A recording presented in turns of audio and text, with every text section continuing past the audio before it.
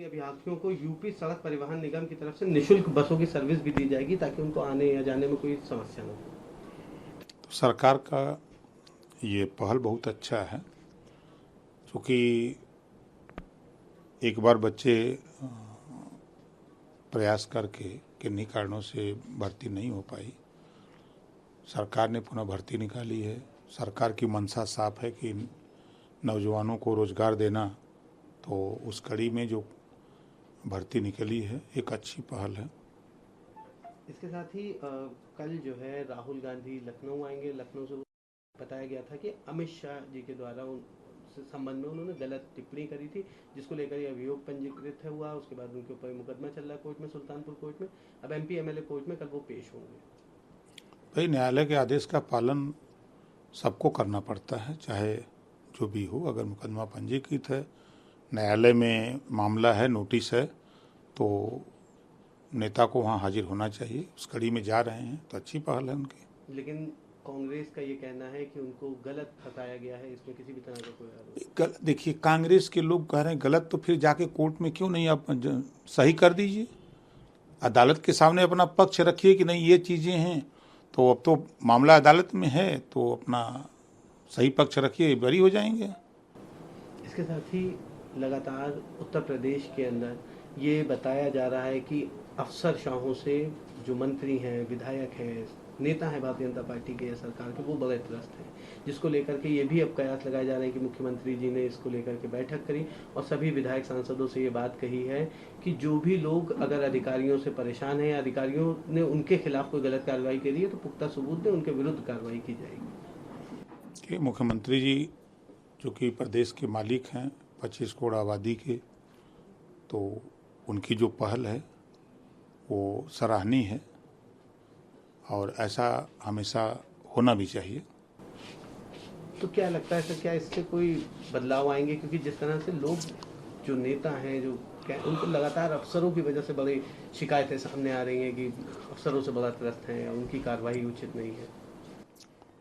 अब जो लोग कह रहे होंगे अब उनका विषय है, लेकिन हमारे साथ तो ऐसा नहीं है। हमारे सभी अधिकारी कर्मचारी जो भी हैं, जो हमारे नेता हैं, सब लोग अपनी बात मनवा ले रहे हैं जो सही काम है। और अभी तक तो हम लोग 95% सफल हैं, चाहे कोई भी विभाग हो। हमारे नेता सफल हैं, हम लोग सफल हैं। तो ये कहा जाए कि अफसरशाही का कोई ऐसा दिक्कत भाई, हमारे यहाँ तो नहीं है, दूसरे के यहाँ जो भी बात हो अब वो लोग बेहतर बता सकते हैं, हमारे यहाँ नहीं है।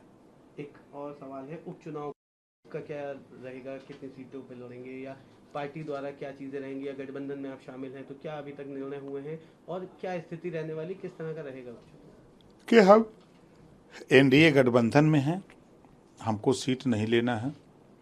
हमको अपने मतदाताओं का जो वोट है, अपना वोट है, उस वोट को एनडीए गठबंधन के प्रत्याशी जो आएंगे उनको दिलाना हमारा उपचुनाव में यही काम रहेगा कि और संघर्ष करके चुनाव कैसे हम लोग जीतें, उसमें भी पूरी ताकत के साथ मेहनत करेंगे।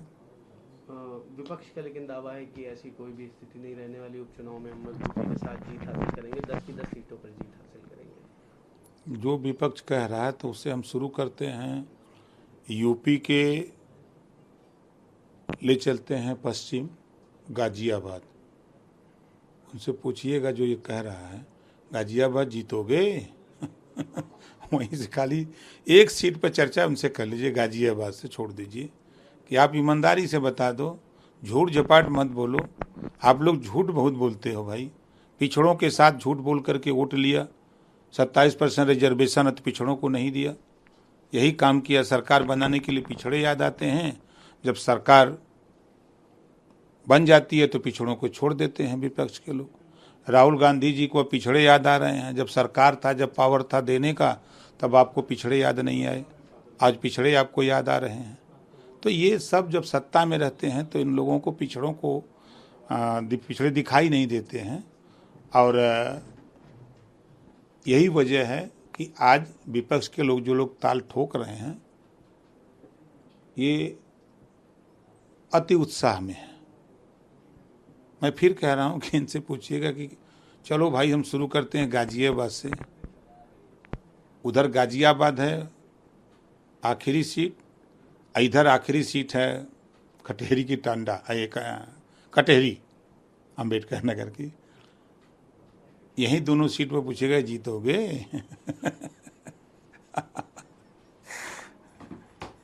तो उसका उत्तर खुद ही मिल जाएगा कि 10 की 10 कहाँ जीत रहे हैं।